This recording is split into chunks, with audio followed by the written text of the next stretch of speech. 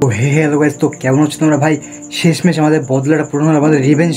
ভাই সত্যি কথা বলতে গেলে অস্ট্রেলিয়ার ম্যাচের জন্য সবাই ওয়েট করে বসেছিল, সবাই একভাবে ওয়েট করে বসেছিল যে কীভাবে কখন কেমনভাবে ইন্ডিয়া অস্ট্রেলিয়াকে আবার হারাবে।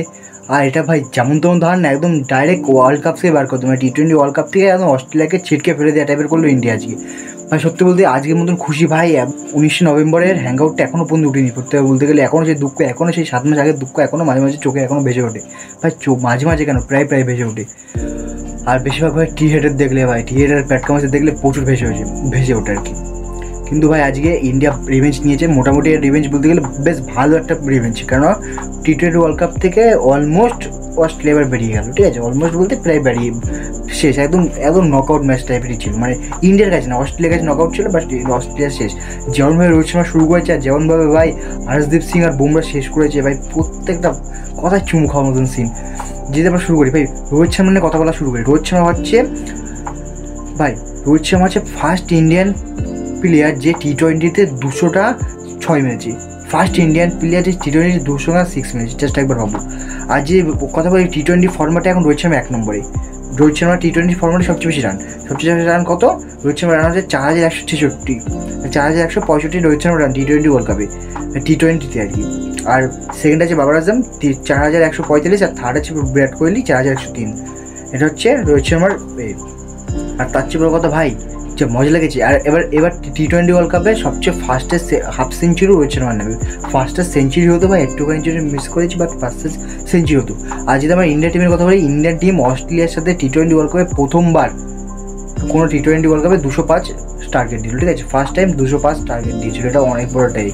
আর যদি আমরা কথা বলি বা সত্যি কথা বলতে, রোজ সেই প্যাট কামিন্সে যে হাঁটু গেড়ে যে 6টা মারলো না, একটা হাঁটু গেড়ে আমাকে 6 মারলো ভাই, 100 মিটারের 6টা, ওটা মানে চুমু লেভেলের 6 ছিল। কিন্তু ভাই মাঝে একসময় মনে হচ্ছিল যে ট্রেভিস হেড আর ম্যাক্সওয়েল মিলে ম্যাচটাকে বার করে দেবে ভাই, এমন হয় ম্যাচটাকে জিতে দেবে, ওটা মনে হচ্ছিলো, একটা ফিলিংস এসেছিলো। বাট সেই সময় আমাদের কুলদীপ যাদব এসে ট্রেভিসে মানে ম্যাক্সওয়েলের উইকেটটা নিয়ে নেয়। ম্যাক্সওয়েল টাইম আউট করে খেলতে আসে, ম্যাক্সওয়েলের উইকেটটা নিয়ে নেয়, ব্যাস ওখানে ম্যাচ অর্ধেক শেষ। তারপরে বুমরা যখন ট্রেভিস হেডের উইকেটটা নিয়ে নেয়, ব্যাস একদম সব রিভেঞ্জ একদম একভাবে পূরণ হয়ে গেছে। ঠিক আছে, বুমরা বল করে, রোহিত শর্মা ক্যাচ ধরে, পুরো একদম মারাত্মকভাবে সব কিছু একদম সর্টেড হয়ে যায়। আর যদি আমরা কথা বলে যাচ্ছি ইন্ডিয়া টিমের নিয়ে, মানে রোহিত শর্মা হচ্ছে বেস্ট খেলছিল, 41 রান, 224 স্ট্রাইক রেট, পান্থ 15 করেছিল, সূর্যকুমার যাদব 31 করেছিল, শিবম ডুবে 28 করেছিল। শিবম ডুবের পারফরমেন্সটা এখনও পর্যন্ত নরম আছে। ঠিক আছে, আর যদি আমরা হার্দিক পান্ডে 27 রান করেছিল, আর জাদেজা করেছে 9 রান।